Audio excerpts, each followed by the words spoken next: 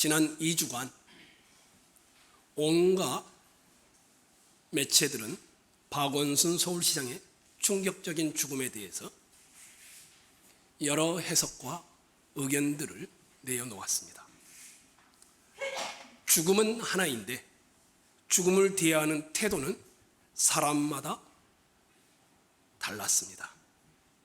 어떤 분은 죽음을 안타까워하고, 어떤 이는 죽음을 희롱하고, 어떤 이는 죽음 앞에서 정치적 이해득실을 따지고, 어떤 이는 도덕을 말하고, 어떤 목사님은 기독교 교리를 드러대고, 어떤 이는 성추행 피해자 연대를 외치고, 어떤 분은 용어 사용에 대하여 재정의를 요청하고, 어떤 이는 음모론을 제기하고, 어떤 이는 더불어민주당의 위선을 질타하고, 어떤 이는 그의 죽음이 비겁하다 이렇게 평가하고, 어떤 이는 그의 죽음을 최고의 값을 지불했다 이렇게 평가합니다. 각자가 자기가 가지고 있는 생각과 이해의 범위에 따라 한 사람의 죽음과 삶을 바라보는 시선이, 해석이 너무 달랐습니다. 각자의 이해와 해석에 따라 판단과 대응 방식이 다르고, 대응의 정도도 다르고, 언어도 다르고, 행동도 달라지는 것이었습니다. 그도 그럴 것입니다. 여러분은 오늘 비를 맞으면서 대부분 다 이 자리에 오셨습니다. 어떤 생각이 드셨나요? 저는 아침에 비가 오는 이 장면을 보면서 너무 행복했습니다. 제 마음을 적셔주는 것 같고, 차분하게 해주는 것 같았고, 이런 생각을 하면서 감사한 마음으로 이곳에 내려왔습니다. 아마 어떤 이는 오면서 하필이면 주일날 비가 온다냐, 어제까지만 해도 괜찮았는데 예배 드리고 나서 비가 오면 얼마나 좋을까 투덜거리면서 오신 분도 있었을 것이고, 어떤 분은 비와 다른 것을 생각하면서 오신 분도 있었을 것입니다. 날씨마저도 각각 자기가 해석하는 방식에 따라 달리 대합니다. 이 나라의 정치, 이 나라의 경제, 이 나라의 사람들, 심지어는 옷을 입고 음식을 먹는 소소한 일상에 이르기까지 모든 것은 각자 자신의 이해와 이해의 지평과 깊이와 해석의 영향권 아래에서 바라보고 말하고 행동합니다. 사람은 어떤 면에서는 해석하는 존재입니다. 어젯밤에 여러분 중에 화를 낸 분이 있다라면 아마 그것은 그 전날이나 그 전에 일어났었던 일 때문에 해석이 그렇게 되어 화를 냈을 것입니다. 여러분 중에 오늘 아침에 눈을 뜨면서 감사한 분이 있었다라면 그것은 하루를 위대한 선물로 생각하는 자기만의 해석에서 나온 감사의 내용이었을 것입니다. 해석이 인생을 바라보고 말을 하고 행동을 결정해 줍니다. 그렇다면 어떤 인생을 사는 것이 잘 사는 인생일까? 사실 사람은 잘 살고 싶어서 아우성치는 그런 것 아니겠습니까? 저도 벌써 50이 넘어가는데 어떻게 하면 잘 사는 것일까? 이게 늘 제 자신에게 하는 질문입니다. 물어봅니다. 너 잘 살았니? 너 정말 잘 살고 있니? 세상 사람들은 똑같은 물음을 이렇게 말합니다. 네 인생의 줏대는 무엇이니? 너는 어떤 철학이나 가치관을 가지고 살아가니? 교회를 다니는 신앙인들은 이렇게 말합니다. 너는 부르심을 받은 대로 살고 있니? 너는 부르심을 받은 대로 인생을 해석하며 살고 있니? 나에게 닥친 하나의 사건을 어떻게 이해하고 해석하느냐에 따라 태도가 달라지고 언어가 달라지고 생각이 달라지는 모습이지요. 그럼 다시 물어야 합니다. 여기 계신 여러분, 잘 살고 계시나요? 다시 한번 물어봐야 합니다. 여기 계신 여러분, 부르심을 받은 대로 살고 계시나요? 조금 더 나아가 우리 교회를 향해 물어봐야 합니다. 저는 이 교회는 부르신 대로 그 길을 가고 있을까? 교회다움을 드러내는 교회로 걸어가고 있는 것일까? 여러분은 어떠신가요? 잘 살고 계시나요? 부르신 대로 살고 계시나요? 오늘 본문을 통하여 여러분과 이 부르심, 다른 말로 하면 소명, 이것에 대하여 생각해 보고자 합니다. 오늘 본문은 너무 유명합니다. 하나님께서 자기 백성 이스라엘과 언약을 맺는 장면입니다. 이스라엘 백성을 대표하는 모세, 아론, 나답과 아비후 70인들을 부릅니다. 이 70명은 산 중턱, 시내산 중턱에 올라 있습니다. 백성들은 밑에 서 있습니다. 하나님은 이들을 부르셔서 그들에게 예배하는 가운데 언약식을 행하게 되어집니다. 모세는 먼저 하나님이 자기에게 주신 말씀을 다 기록합니다. 그리고는 제단을 쌓습니다. 70인들을 아론과 나답과 아비후가 있는 곳에, 그리고는 그 위에 소를 잡습니다. 소를 잡는데 피가 나오니까 피의 반절은 제단 위에 뿌립니다. 그리고 반절은 양푼에 담아둡니다. 그리고는 청년들을 시켜서 소를 잡는 이 희생 제사에 참여하게 합니다. 그리고는 다시 모세가 이스라엘 백성들 전체한테 언약서를 낭독합니다. 그랬더니 이스라엘 백성들이 우리가 다 그대로 준행하겠습니다, 순종하겠습니다, 응답을 합니다. 그때 모세가 제단 위에 뿌렸던 피 말고 양푼에 담아두던 피를 다 이렇게 저 멀리 서장화 집사님이 있는 데까지 다 가도록 피를 뿌립니다. 이스라엘 백성들은 이 모세의 장면을 보고 있는데 모세가 이렇게 말합니다. 이것은 너희와 하나님이 맺는 언약의 피니라. 이렇게 한 다음에 깜짝 놀랄 일이 일어납니다. 이들이 예배하고 있었고 산에 올라와 있었는데 이들이 성옥이 편 것 같은 하나님을 보게 된 겁니다. 하나님을 보면 죽는데 이들은 죽지 않습니다. 오히려 하나님과 더불어 먹고 마시고 교제하는 장면입니다. 이스라엘이 준수해야 할 여러 율법과 법규들을 선포한 다음에 마치 결혼식처럼 하나님이 이스라엘과 언약식을 체결하는 그런 장면의 모습입니다. 여러분과 고민해 볼 문제는 이것입니다. 사람들은 보통, 대부분의 사람들은 이 본문을 보면서 이렇게 말합니다. 하나님은 나의 하나님이 되고 이스라엘은 나의 백성이 되는 이 언약을 도장 찍었다. 그래서 언약식 조약이다. 이렇게 말합니다. 저는 그렇게 보지 않습니다. 하나님과 백성 사이의 관계는 이미 그런 관계는 그 전에 성립되어 있었습니다. 모세야, 저 애굽에 있는 나의 백성 이스라엘을 건져내기 위해 너를 보낸다. 이미 하나님은 이스라엘을 자기의 백성이라고 출애굽기 초반부에 여러 차례 언급을 했습니다. 뿐만 아닙니다.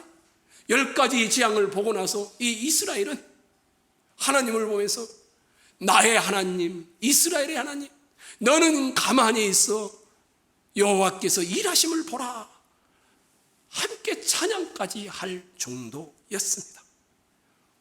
10가지 재앙과 홍해의 기적과 만나와 메추라기에 공급하시는 은혜와 반석에서 물이 나오는 사건과 아말렉과의 전투 등등을 통하여 이들은 이미 하나님을 하나님으로, 하나님은 이스라엘 백성을 나의 백성이라고 고백했습니다. 그래서 오늘 본문은 언약식에 도장을 찍는 본문이 아니라는 것입니다. 그럼 뭘까? 출애굽기 19장 6절을 한번 가보겠습니다. 출애굽기 19장 6절입니다.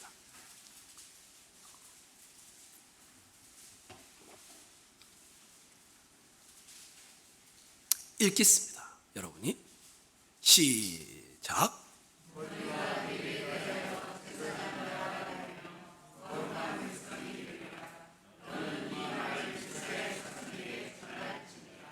하나님이 이스라엘 백성들을 저 애굽에서 끄집어냈습니다. 그리고 3개월을 광야길을 걸어와서 시내산에 와서, 근데 하나님이 모세에게 이렇게 말합니다. 내가 독수리의 날개로 이들을 업어왔다. 그러면서 이렇게 말해요. 이제 이들은 세상 앞에 거룩한 백성, 제사장 나라로 내가 세우려고 한다. 이런 말을 합니다. 그리고 모세가 이 말을 이스라엘 백성들에게 전합니다. 그랬더니 이스라엘 백성들이 우리가 그렇게 살겠습니다. 이것이 19장의 내용입니다. 그리고 20장에 와서는 하나님께서 어떻게 하면 제사장 나라로, 어떻게 하면 거룩한 백성으로 사는 것이냐 해서 10계명을 줍니다. 그리고 그 10계명을 풀어놓은 것이 20장 19절부터 23장까지의 율법의 모든 내용들이었습니다. 제사장 나라다운 모습,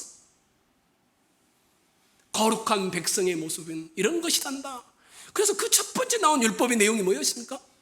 야, 노예를 노예 취급하지 말아라. 너희도 애굽의 노예가 되었었단다. 항상 노예조차도 너희의 딸로, 너희의 동포로 여겨라. 이런 내용이었습니다. 두 번째가 뭡니까? 아비나 어미를 잃은 고아들입니다. 세 번째는 과부들이었습니다. 네 번째는 이방인들이었습니다. 이들을 동일하게 하나님 나라 백성다움을 드러내는 율법들을 그들에게 주었습니다.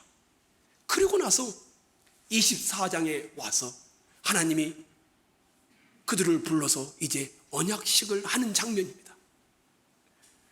모세도 있죠, 아론도 있죠, 나답과 아비후도 있죠, 70장로가 있죠. 그 밑에는 백성들이 쫙 서 있습니다. 근데 3절에 이렇게 말합니다. 여호와께서 말씀하신, 그 다음 뭐라고 되어 있습니까? 모든 것을 우리가 준행하리이다. 하나님이 말씀하신 대로 모든 말씀에 우리가 그렇게 살겠습니다. 이렇게 그 모든 말씀은 19장부터 23장 이 끝까지를 말하는 것이었습니다. 말씀에 따라 참되게 순종하며 살겠다는 신앙 고백을 합니다. 그래서 모세가 그래? 다시 기둥들을 세웁니다. 하나, 둘, 셋, 몇 개를 세웁니까? 12개의 기둥들을 세웁니다. 왜 그랬을까요? 12지파를 상징하는 것이었습니다. 그리고는 청년들을 데려다가 소를 잡게 합니다. 소는 누구만 잡을 수 있는 겁니까? 제사장만 잡을 수 있는 건데 청년들이 제사장이 됩니다. 그러니까 이스라엘 백성 전체가 제사장이 되는 겁니다. 그리고는 그 제단 위에 피를 뿌립니다. 그리고 다시 모세가 언약서를 낭독합니다. 7절을 한번 봐보십시오. 언약서를 가져다가 백성에게 낭송하여 듣게 하니 그들이 이르되 여호와의, 그 다음에 뭐라고 되어 있습니까? 모든 말씀을 우리가 준행하리이다. 이 3절로 8절에 모든이라는 말이 6번이나 사용되어집니다. 언약서에 말씀하신 대로 순종하겠다라는 고백이었습니다. 이스라엘 백성들의 신앙적인 결단은 하나님의 백성으로서 하나님과 교제하며 살겠다는 결혼식과도 같은 것이었습니다. 모든 말씀대로 준행하시는 이 말을 우리식으로 하자면, 제가 결혼식 때 1997년 3월 18일 오후 2시 홍릉교회당에서 결혼했습니다. 그때 목사님의 주례가 끝난 다음 서약을 합니다. 그리스도께서 교회를 사랑한 것처럼 제 아내를 평생 그렇게 사랑하겠습니다. 서약을 했습니다. 마치 그런 것과 똑같습니다. 내가 준행하겠습니다. 그러니까 이스라엘 백성은 제사장 나라, 거룩한 백성으로 살겠다는 이 부르심 앞에 율법의 모든 내용을 다 듣고, 그렇게 살면 제사장 나라군요, 그렇게 살면 거룩한 백성이 되는 것, 이 말을 듣고는 우리가 그대로 순종하겠습니다 라고 고백하는 것이었습니다. 세상과 하나님을 연결하는 제사장으로, 하나님의 특별한 성품을 드러내는 거룩한 백성으로 하나님이 그들을 부르셨고, 그 부르심을 드러내는 내용으로 율법의 내용들을 주셨고, 이제 이스라엘은 결혼식하는 장면에서 우리가 그렇게 부르신 대로 살겠습니다. 그래서 24장의 본문은 소명의 내용입니다. 시내산 언약은 이스라엘 백성에 관한 소명입니다. 20장에서 23장에 말씀하신 대로 우리가 그런 사회를 이루므로 노비를 노비 취급하지 않고, 고아를 내버려 두지 않고, 혼자 있는 과부를 멸시하지 않고, 이방인들을 학대하지 않으므로, 내 이웃을 내 몸처럼 사랑함으로 하나님이 말씀하신 그 사회를 이루므로 세상 열방 앞에 하나님을 보여주겠습니다. 이런 내용이었습니다. 이게 바로 소명입니다. 창조 세계를 위한 하나님의 계획, 열방을 위한 하나님의 축복이 이스라엘 백성을 통하여 전해지기를 원하는 이 부르심 앞에 이스라엘 백성은 동의하고, 하나님이 나를 부르신 목적은 나는 그렇게 살겠습니다. 여기 24장의 내용입니다. 이스라엘 백성들에게 12기둥을 세우고 제단에 소를 잡고, 청년들이 제사장이 되어서 손을 잡고 피가 흐른 것을 파는 담아다가 피를 쫙 뿌립니다. 무슨 의미일까요? 피 뿌림은 항상 그랬습니다. 너희는 이제 하나님을 보여주는 자로 살겠다라는 구별된 존재이다, 이런 의미를 담았습니다. 이스라엘 백성이 하나님의 부르심에 헌신하고 봉헌하고 구별되었다라는 것이었습니다. 제사장 나라로 거룩한 백성으로 하나님의 특별한 소유임을 그들은 삶을 통하여 드러내겠다라는 이 부르심 앞에 우리가 그렇게 구별되었음을 우리가 압니다라고 하는 것이었습니다. 쉽게 표현하자면 하나님을 세상에 보여주는 자로 부름을 받았음을 고백하는 것이었습니다. 이스라엘은 누구일까요?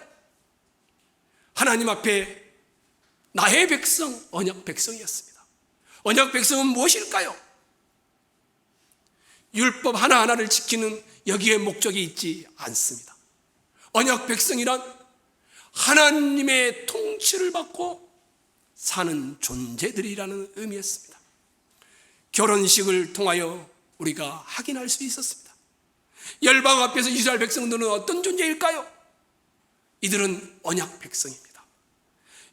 열방 앞에 하나님을 보여주므로 열방을 하나님께로 인도하는 제사장이며 거룩한 나라 백성으로 살아가는 존재들이었습니다. 그래서 그들은 그들의 삶을 통하여 하나님이 어떤 분인지를 드러내는 이 부르심이 있었던 것입니다. 여기 계신 여러분과 저는 누굴까요? 우리는 지금 영적 신의 산의 후손이 되어 서 있는, 그리고 언약식에 참여하고 있는 자들입니다.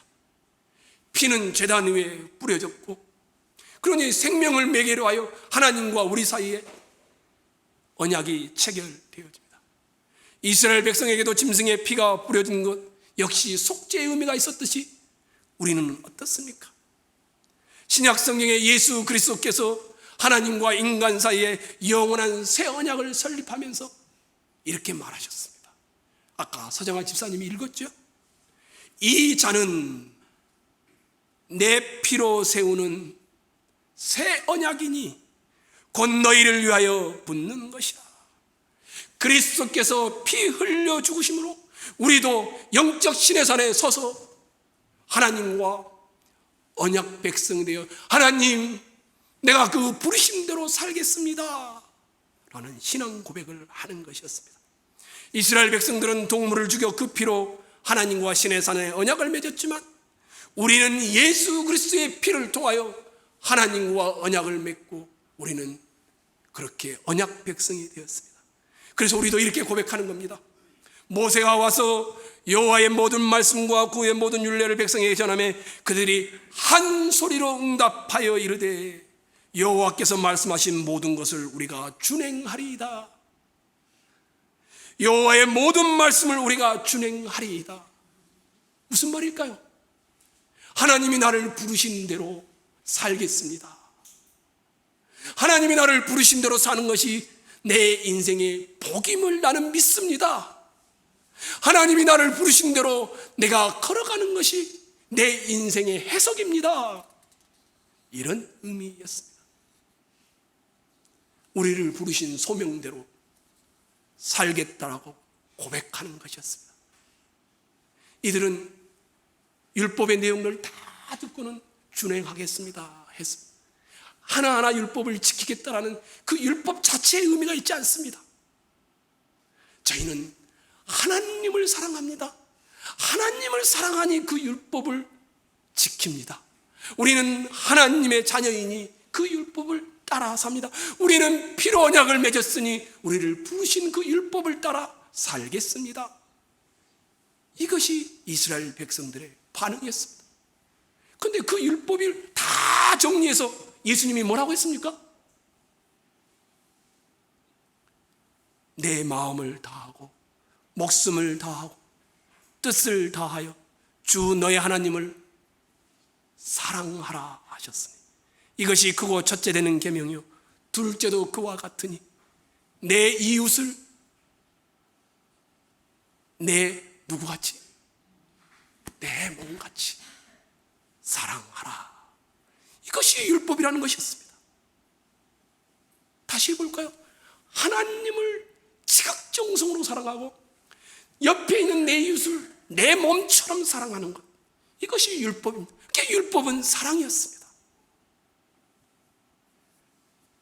이스라엘은 이미 하나님의 백성이기 때문에 시내산 언약이 주어지는 곳에서 이스라엘에게 주어진 시내산 언약의 핵심은 소명입니다. 그 소명은 무엇인가 하면 이제는 내 멋대로 인생을 해석하며 살지 않겠습니다. 이제는 내 경험대로 인생을 해석하며 살지 않겠습니다. 애굽에 있을 때처럼 인생을 해석하지 않겠습니다. 하나님이 나를 부르신 대로 그 부르심 앞에서 인생을 해석하며 걸어가겠다라는 고백이었습니다.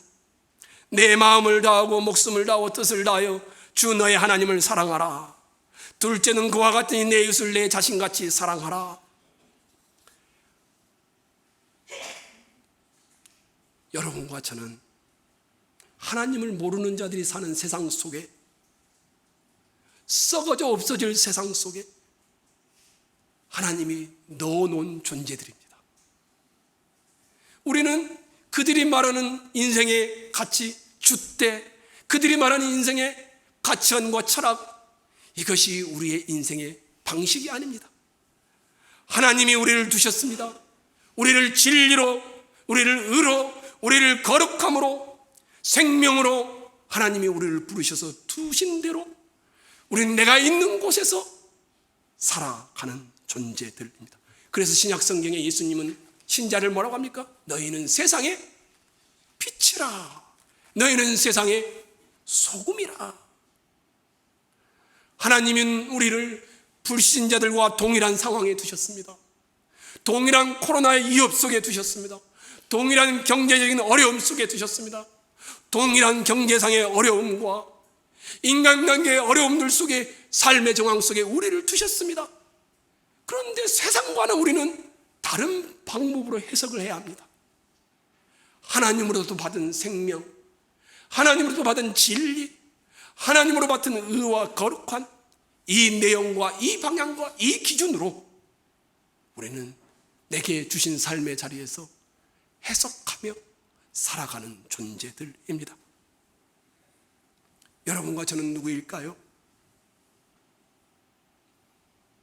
애굽에 있을 때 여러분, 과거의 나, 과거의 내 고향, 과거의 내 학력, 과거의 내 경력, 그리스도 안에 들어오면 중요치 않습니다. 전혀 의미가 없습니다. 사도 바울은 이렇게 말합니다. 그런즉 누구든지 그리스도 안에 있으면 새로운 피조물이라. 이전 것은 지나갔으니 보라, 새 것이 되었도다.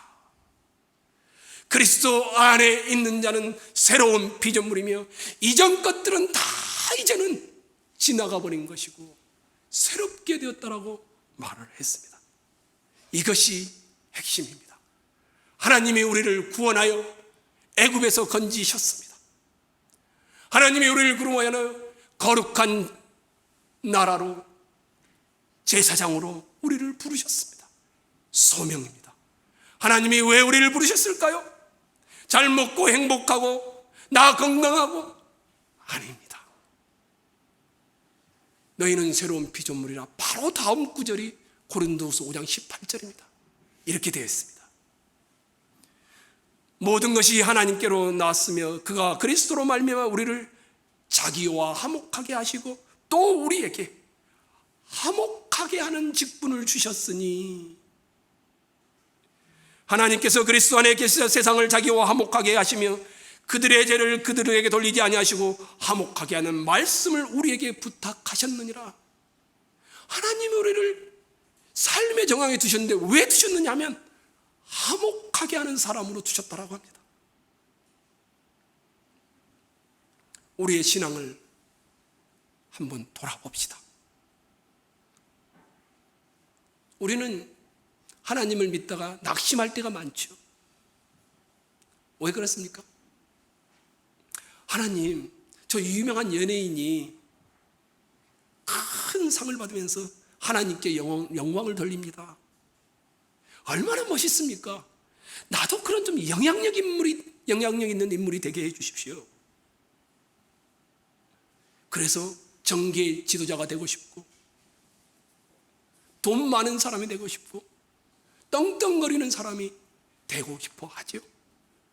그런데 하나님이 나에게 그런 발언권을 주시는 지위와 위치와 부와 권력과 성공을 주시지 않는 겁니다. 그러니 신앙생활 하다가 낙심이 되는 거죠. 특별한 은사를 주든지 특별한 지위를 줘서 하나님을 잘 드러낼 수 있도록 하면 얼마나 좋겠습니까? 하나님의 사람으로 쓸모 있고 싶어지는데, 하나님의 이름으로 승리하고 영광을 돌리고 싶은데, 더 번듯하고 멋지게 신앙생활하고 싶은데 그게 아닌 것입니다. 내 현실이. 그래서 우리는 어떻게 합니까? 실망하고 낙담합니다. 그런데 성경은 다른 이야기를 합니다. 하나님은 우리가 혹시 기억나실까요? 가루 소말 속에 들어가 있는 모두에게 전혀 보이지 않는 무엇과 같다고 합니까? 하나님 나라를? 누룩과 같다고 합니다. 누룩. 이게 있는지 없는지 모르는데 그 다음날 보니까 조금씩 부풀어 오르는 거예요. 그 다음날 보니까 이렇게 많이 부풀어 오는 거예요. 몇 사람이 먹을 것이 여러 사람이 먹을 것이 되는 거예요. 내가 누구인가? 이 이름이 중요하지 않다란 말입니다. 여러분이 있는 곳, 여러분이 살고 있는 시대, 여러분이 일하고 먹고 마시는 그곳에서 하나님이 여러분 모두를 두셨다라는 사실을, 부르셨다라는 사실을 기억하셔야 한다는 겁니다. 부정적인 생각이지만 한번 감옥에 갔다고 생각해 봅시다. 여러분 때문에 그 감옥에서 간수가 하나님을 만나야 하는 겁니다. 전쟁터에 나갔다고 생각해 보십시다. 전쟁터의 전우들이 여러분을 보면서 하나님을 만나야 하는 겁니다.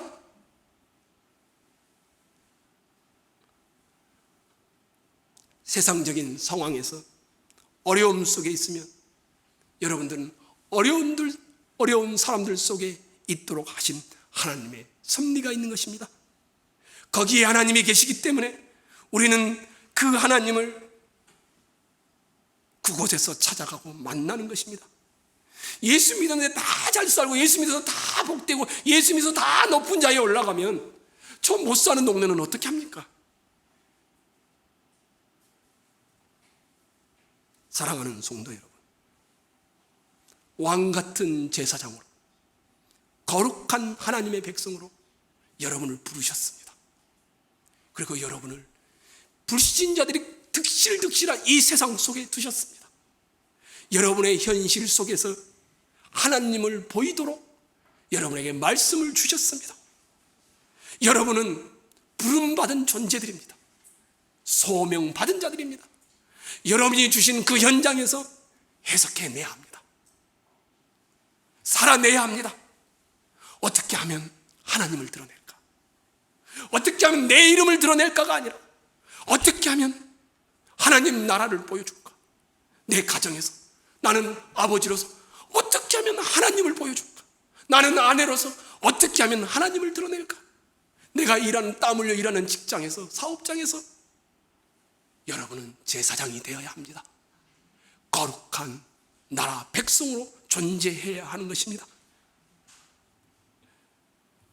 여러분들이 지금 현재 억울해하는 힘들어하고 체념하는 그 장소들, 하나님이 내게 조금만 더 주셨더라면 내가 이렇게 살지 않았을 텐데, 이렇게 낙담하고 있는 장소들, 사랑하는 성도 여러분, 아버지 하나님께서 여러분에게 그리스도를 주지 않았습니까? 그 하나님의 피로 여러분과 언약을 맺으며 여러분을 불러 그곳에 두셨습니다. 어떻게 살아야 합니까? 원망과 낙담과 낙심이 아니라 하나님이 나를 두신 그곳에서 처절한 삶의 자리에서 하나님을 보여주는 자로 살아내셔야 합니다. 신앙생활이 뭘까요? 제발 기도 많이 하는 것입니까? 봉사 더 열심히 하는 것입니까? 신앙생활이 뭘까요? 성경 더 많이 읽는 것입니까? 전도를 더 많이 하는 것입니까? 새벽기도 빠지지 않는 것입니까? 저는 교회는 한 번도 그것을 강조한 적이 없습니다. 아닙니다. 신앙생활은 내 삶의 정황에서 부르신 대로 인생을 해석하며 살아내는 것입니다. 하나님이 여러분을 부르셨습니다. 예수의 피로 여러분을 새롭게 만드셨습니다. 그리고 여러분 각자의 삶의 자리에 두셨습니다. 슬픔 중에 하나님을 드러내십시오. 아픔 중에 하나님을 드러내십시오. 투병 중에도 하나님을 드러내십시오. 부유함 중에도 하나님을 드러내십시오.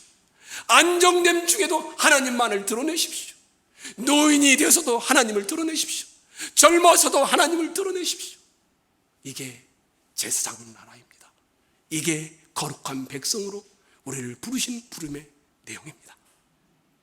저는 1997년 3월 18일 김성희 씨와 결혼했습니다. 그 결혼식에 했던 서약의 내용이 있습니다. 그리스도께서 자기 교회를 위해 자기 목숨을 내어주셨듯이 당신은 아내를 그렇게 사랑하겠는가? 저는 그때 예 대답했습니다. 하나님이 나를 가정에 소명을 주셨다고 믿기 때문에 평생 그것을 지키기 위하여 몸부림치고 있습니다. 하나님이 또한 나에게 노예를 통하여 선서하도록 만들었습니다. 하나님이 천운교회의 청빙을 받고 와서 서약하게 만들었습니다. 이 교회를 그리스도의 교회로 여기며 하나님의 하나님 되심을 드러내는 일에 성도들과 합력하여 함께 평생을 하겠습니까? 저는 그때도 대답했습니다. 예, 목회 현장으로의 하나님의 부르심이 있었습니다. 저뿐이겠습니까? 여러분 각자도 가정으로 부르셨습니다. 여러분 각자도 직장으로 부르셨습니다. 여러분 각자도 하나님이 부르신 그곳에서 하나님을 드러내는 귀한 분들이 되시기를 간절히 소망합니다.